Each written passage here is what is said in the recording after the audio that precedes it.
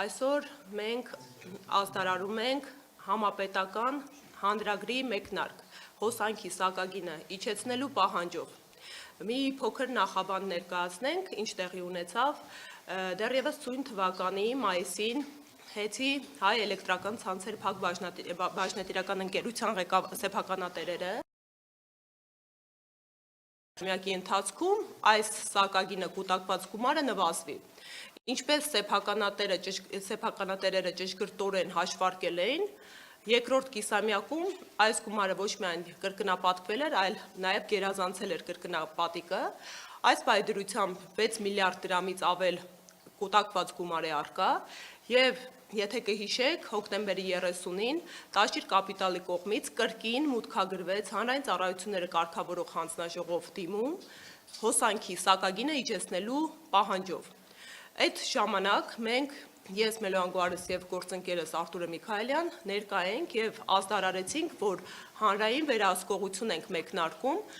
այս պետական մարմնի նկատմամբ, որպեսզի հոսանքի սակագնի իջեցումը, որը հիմնավորված եւ արդարացի պահանջ է, տեղի ունենա։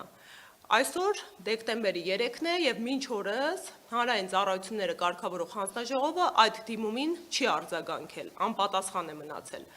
Հետևաբար մենք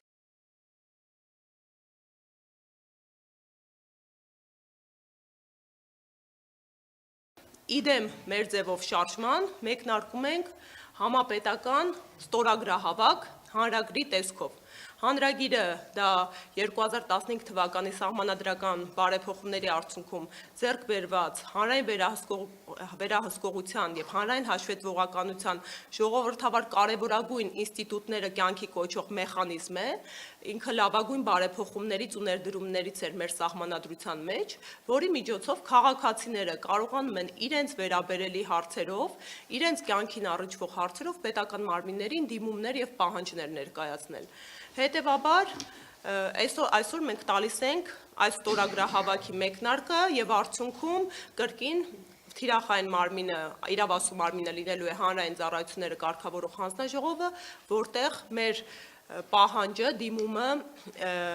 մուտք ենք անելու մեր